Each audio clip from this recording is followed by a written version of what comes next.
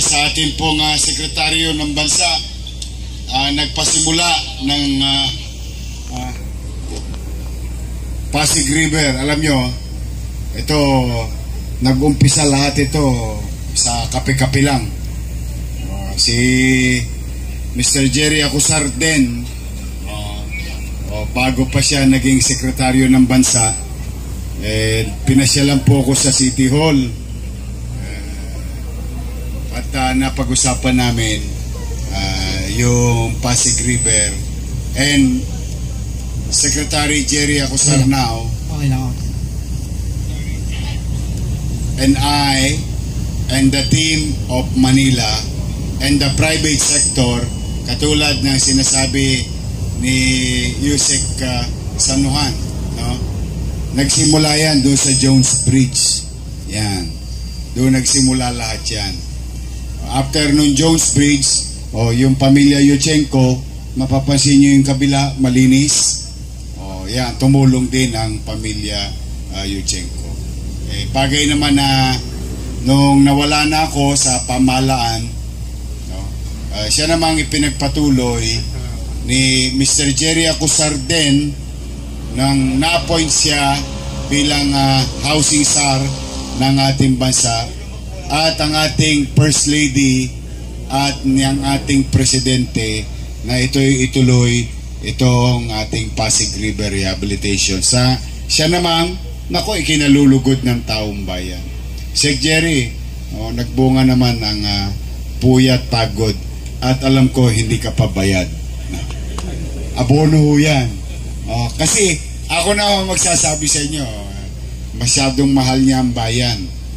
Kasi nung pinagagawa namin yung Jones Bridge, nakadelay siya lang ako ng 30 million do sa Chinese, Filipino-Chinese organization. Sabi ko, pasensya ka na, ito lang ang kasya. Kaya alam ko talagang abonado. Kung tawagin namin siya, Boss Jerry, no? Pero mas kilala natin siya as Sec Jerry. Abonado yan sa Jones Bridge. Kaya hindi ako magtataka, abonado rin dito yan sa Esplanade.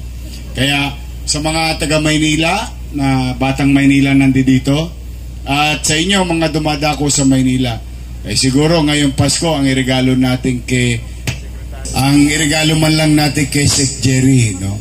Pwede ba palakpakan natin si Sec Jerry Acusar? Siya yan. At inspired yan si First Lady Lisa Marcos Araneta.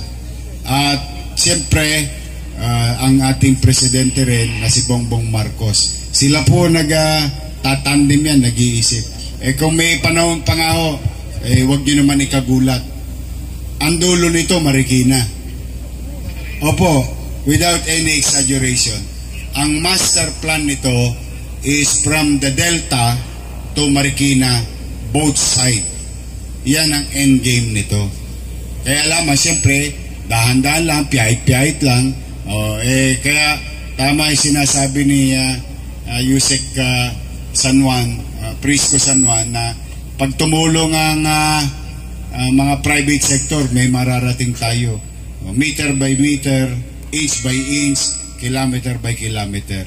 So that the people, kami, lalo na, mga taga Maynila, at susunod dito yung San Juan, susunod Quezon City, and susunod at kung sino-sino pa along the Pasig River. This is, I think, if I'm not mistaken, it's a 28-kilometer riverside.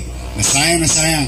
Pag pumunta kayo sa abroad, bagay yung iba dito sa inyo, nakapunta na sa Singapore.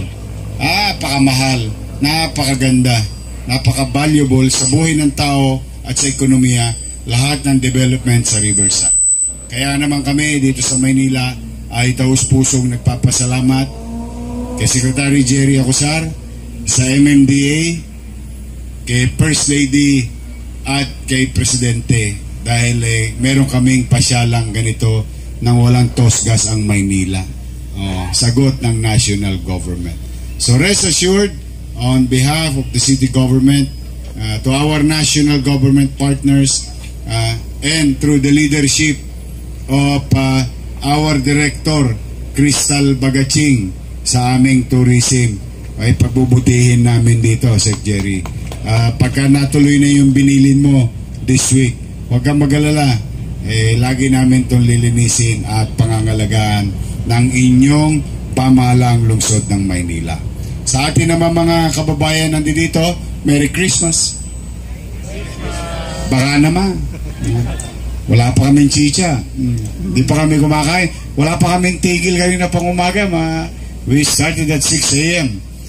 But Merry Christmas. More than anything else, gusto ko lang ipaalala sa inyo yung itinagubilin sa atin, hindi naman tagubilin, paalala ng ating mga magulang o nakatatanda sa atin sa nakaraan na yung diwa ng Pasko.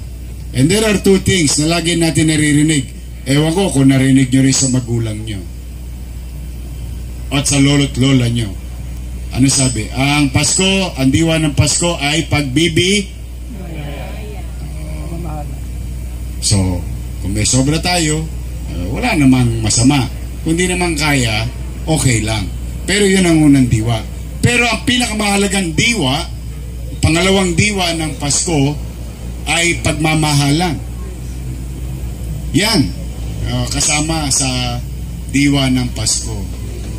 Tayo, alam po ninyo, lahat tayo nang gigigil sa ginawa ng ilang individual sa pamahalaan.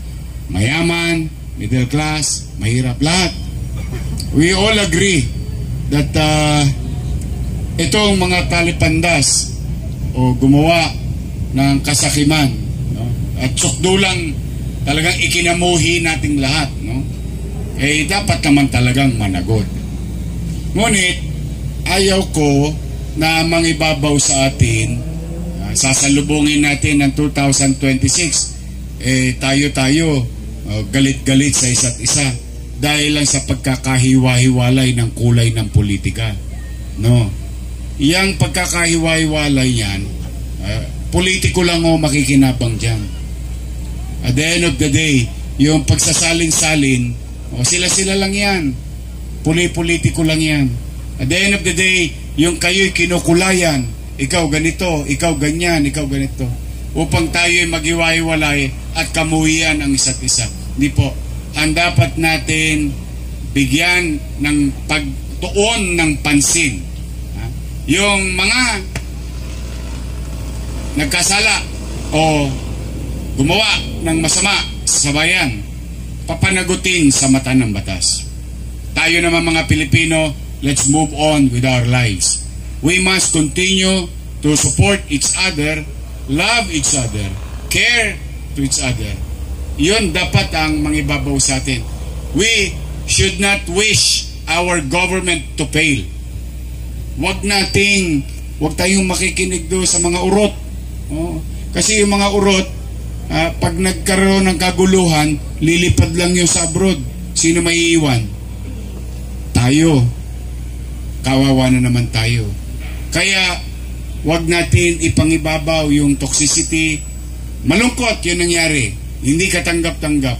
But we have to continue to believe that the system works for us. And we come together. Start showing care, empathy, and love to one another. And we must anchor ourselves into hope. Hoping that someday, somehow, come 2026, sisikat din ang araw sa buhay ng bawat pamilyang Manileño at bawat Pilipino sa ating bansa. We must do that. Alisin natin ang toxic. Let us not hate each other. We may disagree respectfully among each other, but we must not hate and continue to wish that some people in government should fail in their job. No, kawawa po tayo. Sa ending, sa finance, tayo rin na magkikita. Kaya po, sana mangibabaw sa atin ang pag-uunawaan, pagkakaisa, at pagmamahalan ngayong Paskong ito at sa mga darating pang araw ng buhay natin. Let's refrain from uncertainty or toxicity let's just continue to work. Tingnan ninyo, ilan na nakapaghanap buhay dyan. Tingnan ninyo, ilan na nakikinabang. Tingnan ninyo, ilang mamamayan ang nalulugod sa mga gawaing tambayan ng pamahalaan. Huwag kayong mawalan ng pag-asa. Someday, marami pang ipanganganak na bata na posibleng maging leader, maayos na leader ng ating bansa. So, yan ang mensahe ko sa lahat sa inyo, mga taga-lungsod at dumadako sa lungsod. At in return naman, pumanatag kayo kung mayroong mga taga-Maynila dito. Huwag kayong mag-alala. Ang pamahalaan na hindi perpekto, pero pumanatag kayo, magbubuti ako. Magsisikap ako.